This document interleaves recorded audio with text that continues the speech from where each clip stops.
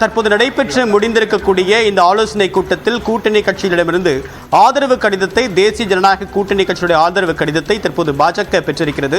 இதன் மூலமாக தனிப்பெரும் கட்சியாக பாஜக இருப்பது மட்டுமில்லாமல் 272 என்ற ஆட்சி அமைப்பதற்கு தேவையான எண்ணிக்கையை பாஜக உறுதி செய்திருக்கிறது என்ற ஒரு தகவல் வெளியாகியிருக்கிறது. இதன் மூலமாக ஆட்சி அமைக்கக்கூடிய பணிகளை பாஜக அதிகாரப்பூர்வமாக தொடங்கியிருக்கிறது. அதே நேரத்தில் நிதிஷ்குமார் மற்றும் சந்திரபாபு நாயுடு ஆகிய இருவருடைய நிபந்தனைகள் தொடர்பாக இன்னும் அதிகாரப்பூர்வமாக இன்னும் பாஜக தரப்பில் தெளிவுபடுத்தப்படவில்லை. நிபந்தனைகள் ஏற்கப்பட்டதா, 3 முதல் 5 கேபினெட் அமைச்சர் பதவிகள் வழங்கப்பட வேண்டும் என்று கோரியிருப்பதும், மாநிலங்களுக்கு சிறப்பு அந்தஸ்து வழங்க வேண்டும் என்று கோரியிருப்பதும் மிக முக்கியமான ஒரு நிபந்தனை. அந்த நிபந்தனையை பாஜக ஏற்றுக்கொண்டதா என்பது தொடர்பாக இன்னும் தெளிவு என்பது கிடைக்கப்பெறவில்லை. அதே நேரத்தில் இந்தியா கூட்டணி கட்சி தலைவருடைய ஆலோசனை என்பது நடைபெற்று வருகிறது. தற்போது வரைக்கும் ஆட்சி அமைப்பதற்கான அல்லது கூட்டணிக்கு அழைப்பு விடுப்பதற்கான எந்த நேரடி பணிகளிலும் இந்தியா கூட்டணி தலைவர்கள் ஈடுபடவில்லை. அடுத்த கட்டமாக ஒருங்கிணைந்து எவ்வாறு செயல்படுவது என்பதுதான் இந்தியா கூட்டணி தலைவருடைய இந்த ஒரு ஆலோசனையுடைய மிக முக்கியமான ஒரு நோக்கமாக பார்க்கப்படுகிறது. பிரதான கட்சி தனிப்பெரும் கட்சியாக இல்லை என்றாலும் கூட, ஆட்சி அமைப்பதற்கான எண்ணிக்கை பாஜகவிடம் இல்லை என்றாலும் கூட, தற்போது பாஜகவை ஆட்சி அமைக்க உரிமை கோரக்கூடிய பணிகள் தற்போது தொடங்கியிருக்கின்றது. மீண்டும் இணைகிறார் செய்தியாளர் சுசித்ரா. இப்ப இந்தியா கூட்டணியுடைய நகர்வு அப்படின்றது வெயிட் அண்ட் வாட்ச் அப்படிதான் நம்ம புரிஞ்சிக்க முடியும். இப்ப எல்லா கட்சிகளுமே இந்த ஆட்சி அமைக்கக்கூடிய அந்த ஆதரவு கடிதத்தை கொடுத்துட்டாங்களா பாஜகவுக்கு? ஏற்கனவே 2 மேஜர் பார்ட்டி இல்லாம இன்னும் 10க்கும் அதிகமான சிறு சிறு கட்சிகள் இருக்கு. நம்பர்ஸ் மாறுபடலாம், 1 இருக்கும், 3 இருக்கு, 5 இருக்கு அப்படின்னு நம்பர்ஸ் மாறுபடும். இவங்க எல்லாருமே கொடுத்துட்டாங்களா?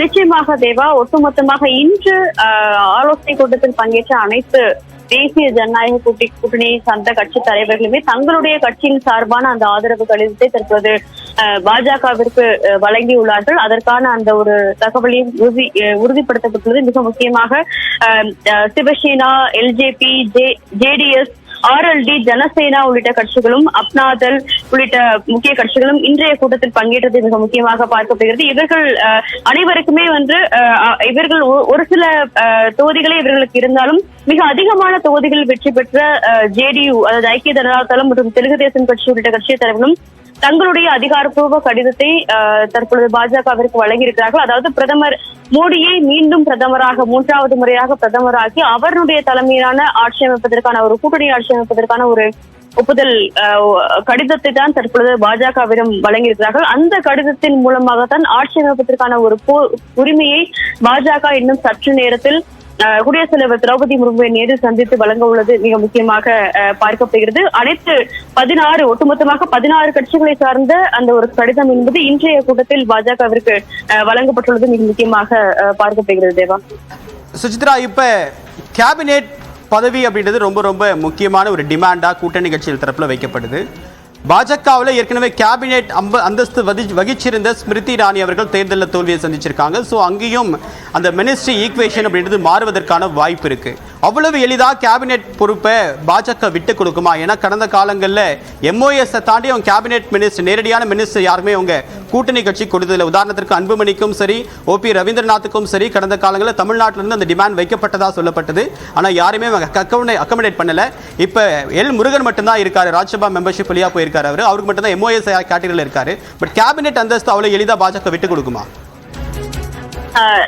கடந்த, அதாவது 2019 ஆண்டு நடைபெற்ற தேர்தலுக்கும் இப்பொழுது உள்ள தேர்தலுக்குமான மிகப்பெரிய வித்தியாசம் என்பது அந்த எண்ணிக்கை, வெற்றி பெற்ற தொகுதிகளுடைய எண்ணிக்கை. கடந்த 2019 ஆண்டு சுமார் 303 தொகுதிகளில் பாஜகவானது தங்களுடைய வெற்றி வாய்ப்பை சூடியிருந்தது. அதாவது பாஜக மட்டும், கூட்டணி கட்சிகள் அல்லாமல் மெஜாரிட்டி என்பது பாஜக வசம் இருந்த நிலையில் அவர்களுக்கான ஒரு முடிவெடுக்கும் தன்மை, அதிகாரம் என்பது அதிகமாகவே இருந்தாலும் தற்பொழுது உள்ள சூழலில் எதிர்கட்சிகளை, அதாவது கூட்டணி கட்சிகளை சார்ந்துதான் வெற்றி வாய்ப்பை அவர்கள் நிர்ணயித்தாக வேண்டிய ஒரு சூழலுக்கு பாஜக தள்ளப்பட்ட நிலையில் நிச்சயமாக அவர்களுடைய நிபந்தனைகளை நிச்சயமாக ஒப்புக்கொண்டுதான் ஆக வேண்டும் என்ற ஒரு கருத்துக்கள் பாஜகவினுடைய மூத்த தலைவர்களுக்குள்ளாகவே தற்பொழுது எழுந்துள்ளது. அது தொடர்பான ஆலோசனை தான் பாஜகவுடைய தேசிய தலைவர் JP நட்டா, முன்னாள் மத்திய அமைச்சர் அமித்ஷா மற்றும் பிரதமர் மோடி ஆகியோர் மிக முக்கியமாக ஆலோசித்தார்கள். நேற்று இரவு கூட அந்த ஆலோசனை கூட்டம் என்பது நடைபெற்றது. எதிர்கட்சிகளுடைய அந்த கூட்டணி கட்சிகளுடைய அந்த ஒரு நிபந்தனைகளை எந்த அளவிற்கு தங்களால் நிறைவேற்ற முடியும், கேபினெட் பொறுப்புகள் இன்று வழங்கப்பட்டால் எந்தெந்த கேபினெட் பொறுப்புகளை கூட்டணி கட்சிகளுக்கு வழங்குவது, எவற்றை தாங்கள் வைத்துக் கொள்வது என்பது தொடர்பான ஆலோசனை தான் அவர்கள் முன்னெடுத்திருந்தார்கள். அதன் அடிப்படையிலான ஒரு முடிவை தான் பாஜகவும் எடுத்துள்ளது என்ற ஒரு தகவலையும் பாஜகவுடைய மூத்த தலைவர்கள் தெரிவித்திருக்கிறார்கள். இந்த முறை பாஜகவை பொறுத்தளவில் கூட்டணி கட்சிகளுக்கு கேபினெட் பொறுப்பை வழங்குவதை தவிர வேறு வழி இல்லை என்ற ஒரு கருத்து தான் சொல்ல வேண்டும். ஏன்னா பிராந்திய கட்சிகளுடைய ஆதிக்கம் என்பது தற்பொழுதைய கூட்டணியில், மத்திய கூட்டணியில் அதிகமாகவே இருக்கிறது அப்படின்றத நம்ம சொல்லணும் தேவா. இப்ப பொதுவா இந்த ரெண்டு முகாம்களையும் ரெண்டு முக்கியமான ஆலோசனை என்பது நடந்துட்டு இருக்கு. ஒன்று, இந்த ஆலோசனையை நாங்கள் முடிச்சிட்டோம், ஆதரவு கடிதத்தையும் வாங்கிட்டோம் அப்படின்ற ஒரு தகவல் வெளியா இருக்கு. இன்னொரு பக்கம் இந்தியா முகாம்ல இன்னும் கூட்டமே தொடங்கல. ஸோ அதுக்கு முன்னாடி ஒரு பெர்செப்ஷனை உருவாயிருக்கு. இந்தியா கூட்டணிக்கு வேற எந்த ஆப்ஷனுமே இல்லை, நாங்கள் எல்லாமே இன்டாக்டா இருக்கும், யாரும் அணி மாறதுக்கான வாய்ப்பு இல்லை அப்படின்ற ஒரு பெர்செப்ஷன் அப்படின்றது பொது வெளியில வைக்கப்பட்டிருக்கு. இதே நிலை அவ்வளவுதான், இது சீல்ட் அப்படின்னு சொல்ல முடியுமா அப்படின்ற கேள்வியும் கேட்க வேண்டியிருக்கு.